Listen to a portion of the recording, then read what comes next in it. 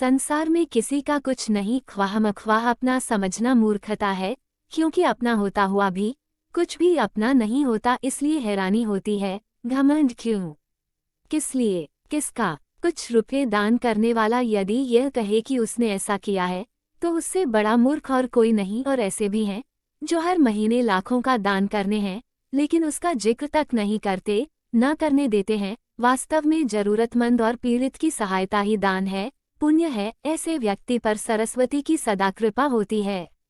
पर क्या किया जाए, देवताओं तक को अभिमान हो जाता है और उनके अभिमान को दूर करने के लिए परमात्मा को ही कोई उपाय करना पड़ता है। गरुड़, सुदर्शन चक्र तथा सत्यभामा को भी अभिमान हो गया था और भगवान श्री कृष्ण ने उनके अभिमान को दूर करने के लिए श्री हनुमान जी की सहायता ली थी।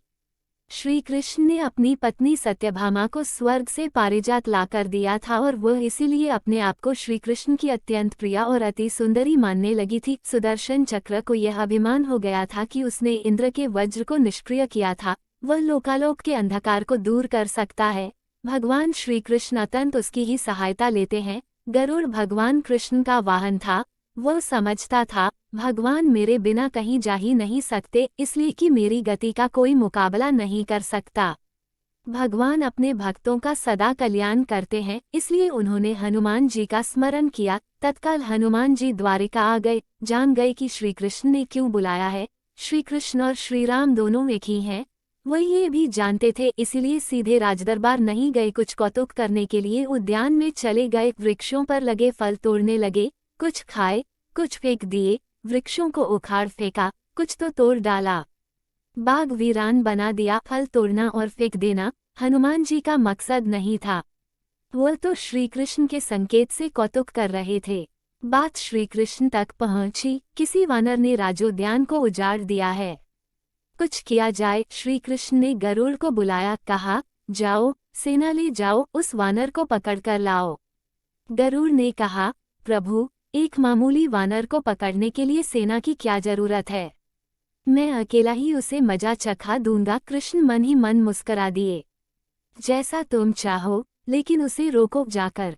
वैंतेय गए, हनुमान जी को ललकारा, बाग क्यों उजाड़ रहे हो, फल क्यों तोड़ रहे हो, चलो तुम्हें श्री कृष्ण बुला रहे हैं।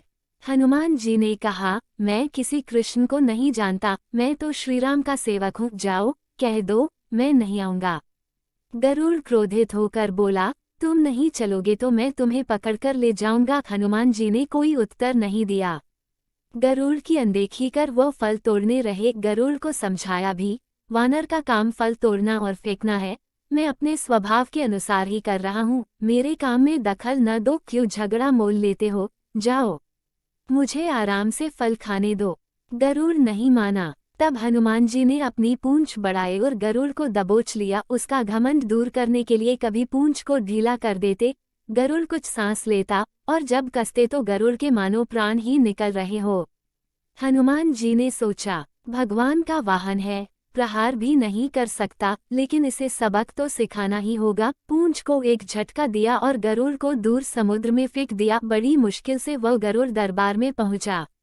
भगवान को बताया, वह कोई साधारण वानर नहीं है, मैं उसे पकड़कर नहीं ला सकता। भगवान मुस्करा दिए, सोचा गरुड़ का घमंड तो दूर हो गया, लेकिन अभी इसके वेग के घमंड को चूर करना है। श्री कृष्ण ने कहा, गरुड़, हनुमान श्रीराम जी का भक्त है, इसीलिए नहीं आया। यदि तुम कहते कि श्रीराम ने बुलाया है, तो फौरन भागे चले आते। हनुमान अब मलय पर्वत पर चले गए हैं, तुम तेजी से जाओ और उससे कहना, श्रीराम ने उन्हें बुलाया है, तुम तेज उड़ सकते हो, तुम्हारी गति बहुत है, उसे साथ ही ले आना। गरुड़ वेग से उड़े, मलय पर्वत पर पहुंचे। हनुमान जी से क्षमा मांगी, कहा भी, श्री राम ने आपको याद किया है, अभी आओ मेरे साथ, मैं तुम्हें अपनी पीठ पर बिठाकर मिनटों में द्वारिका ले जाऊंगा। तुम खुद चलोगे तो देर हो जाएगी, मेरी गति बहुत तेज है, तुम मुकाबला नहीं कर सकते। हनुमान जी मुस्कुराए, भगवान की लीला समझ गए, कहा, तुम जाओ, मैं तुम्हारे पीछे ही आ रहा हूँ। द्वारिका में श्री कृष्ण राम रूप धारण कर सत्यभामा को सीता बना सिंहासन पर बैठ गए।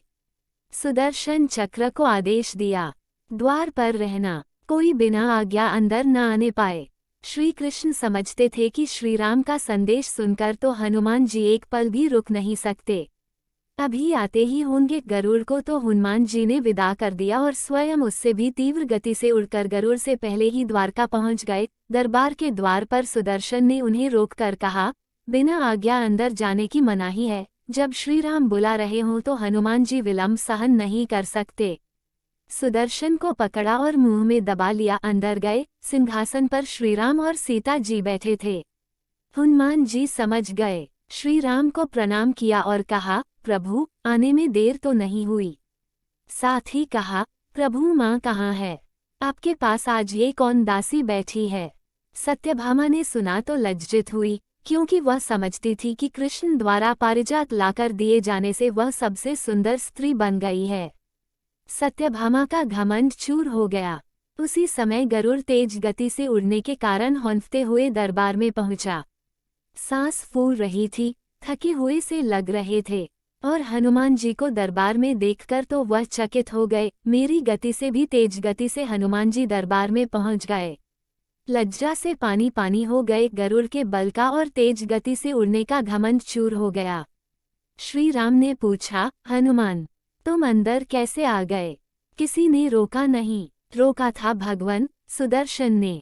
मैंने सोचा आपके दर्शनों में विलंब होगा, इसलिए उनसे उलझा नहीं, उसे मैंने अपने मुंह में दबा लिया था।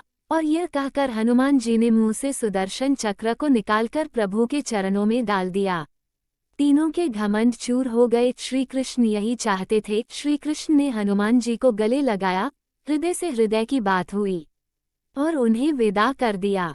परमात्मा अपने भक्तों में, अपने निकटस्थों में अभिमान रहने नहीं देते। श्री कृष्ण सत्यभामा, गरुड़ और सुदर्शन चक्र का घमंड दूर न करते तो परमात्मा के निकट रह नहीं सकते थे।